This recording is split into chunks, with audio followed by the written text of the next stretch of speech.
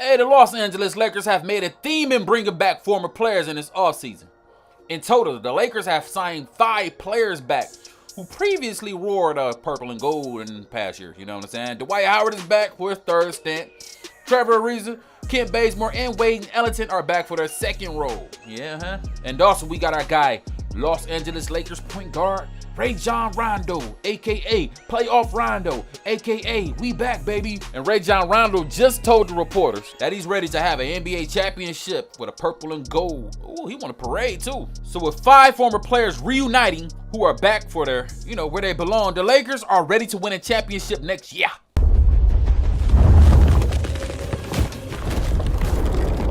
Welcome to the NBA show. Yes, sir, let's go. First, we're going to start off with our boy Rajon Rondo. Yeah, the Lakers. Let's talk about it. All right, the last time the Lakers fans saw our boy Rajon Rondo in the purple and gold, or more specifically, white, purple, and gold, hey, he was putting up the finishing touches on a brilliant individual postseason, yeah, by helping guide the Los Angeles Lakers to their 17th NBA title, and that was back in that bubble. And after that, he bounced around to 3 different franchises over the past year, but now Rondo is back where he belongs. Rondo has already shown that he can be an effective ball handler right alongside of our boy LBJ. If he's back on the team, he can certainly take off some of that pressure from our guys Brody and Brown. And with Rondo's playmaking, yeah, expect players like Carmelo Anthony, Kendrick Nunn to get a lot of easy shots from that second unit.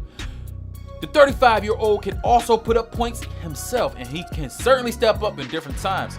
Yeah, and he can step up his level of play, and especially during the playoff, and that's why we call him Playoff Rondo, you dig? Hey, Rondo is certainly a positive addition to the team, and he can be instant help right away. Yes, sir, and with the Lakers winning a 2020 NBA championship, hey, it's time for all of us who doubted him once again to apologize to my boy Rajon Rondo, or accurately, make amends for ever doubting the existence of Playoff Rondo.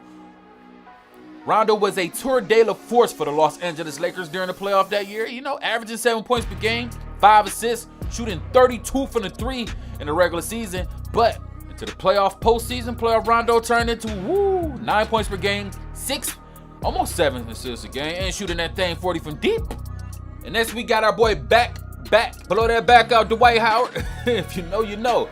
Hey, it's been an even decade since he's been removed from the back-to-back player of the year, defensive player of the year that is. Dwight Howard has had a storied career. It's been pretty up and down for him, but his return to the Los Angeles Lakers for the 2nd time in his career, it could be one for the ages. All right, listen up. When Dwight Howard was a member of the 2019-20 NBA championship team, Lakers, before joining the Philadelphia 76ers, he filled all 3 form roles effectively during that season.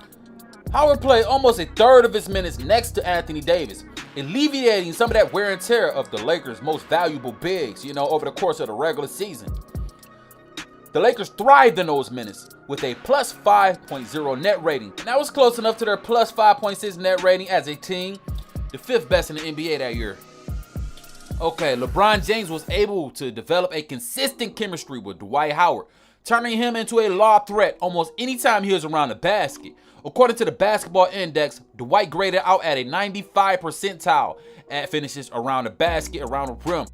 His ability has allowed him to create and convert lob opportunities for one of the game's best passers to exploit. And next up, we got our boy Kent Bazemore, man. Hey, he's tough. In 2014, Bazemore was traded to the Los Angeles Lakers in exchange for Steve Blake's bum ass. In March, he tied his career high at 23 points, and they lost to the New Orleans Pelicans. But unfortunately, in April, he was ruled out for the rest of the season with a torn tendon in that right foot. Yikes. So after losing our guy KCP, Alex Caruso in the offseason, Bazemore's tenacious defense isn't just a luxury, it's a necessity for the squad. Not only did Bazemore have the 2nd highest net rating on the Warriors last season at plus 5.9, but no other Warrior had a bigger impact on the team as far as defense is concerned. The Warriors allowed 104.6 points per 100 possessions, and that's with Bazemore on the floor. Hey, but when he sat, yeah, that number skyrocketed to 111, the biggest differential on the squad. Gosh. But here's the thing, man. Bazemore is not some secret defensive player of the year candidate.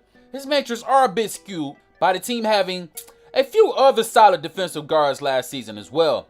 but he clearly made his impact felt while he was on the floor. And with both of the team main defenders gone, the Lakers will need Kent Bazemore more than ever. And next, we got our guy Wayne Ellington. Yeah, I played with him with the Minnesota Timberwolves. Hey, he continues to have a fruitful career. One of the best three-point specialists in the league, you know what I mean? And he's been, around the league a little bit, but he played for the Philadelphia 76ers, the Minnesota Timberwolves.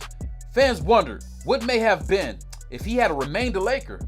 Eventually, Ellington found his way back to the Los Angeles Lake Show. 6 summers removed from the stint from the franchise. Yeah, he's back in town. The boys is back in town. Despite playing just 65 games in an injury-shortened year, and that was back in 2015 with the Lakers, Ellington, he had a nice little connection with Kobe Bryant, and he left the fan base with a lasting impact. Yeah, that's very important. But it wasn't simply a good sentiment that landed our guy back in Los Angeles. The 33-year-old is coming off one of the best seasons of his career, knocking down three-pointers after three-pointers, knocking down 42.2%. And that's on 6 threes per game. Ooh, that's not bad at all. So to put things in perspective, he would have been the best three-point shooter on the Los Angeles Lakers last year. Another separator between Ellington and other traditional three-point specialists is his ability to create. Per 36 minutes last season, Ellington averaged 2.4 assists per game. It's not remarkably high, just enough for him to slightly be a little bit more versatile than most guys just being, considered three-point specialists. And next, we got our guy Trevor Ariza. Yeah, man, 12 years after he helped the Los Angeles Lakers raise a banner before leaving in free agency, Trevor Ariza is coming home to the Los Angeles Lake Show to help them raise another one. This is my boy right here.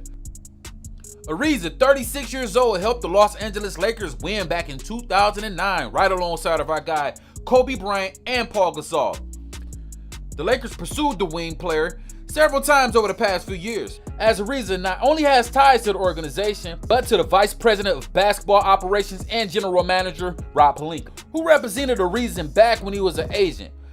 Trevor Ariza averaged 9.4 points per game and 4 rebounds last season for the Miami Heat. When Trevor Ariza came up with big play after big play in the 2009 NBA Finals and the playoffs, the Lakers captured an NBA title. He instantly became a fan favorite. A former UCLA product, Ariza found his way back to the Los Angeles Lakers fold, where he's from. Ariza found his way back to the Los Angeles Lakers via a trade. Yeah, man, after a roller coaster start to his career, he had quickly established himself as a vital 3 and D player.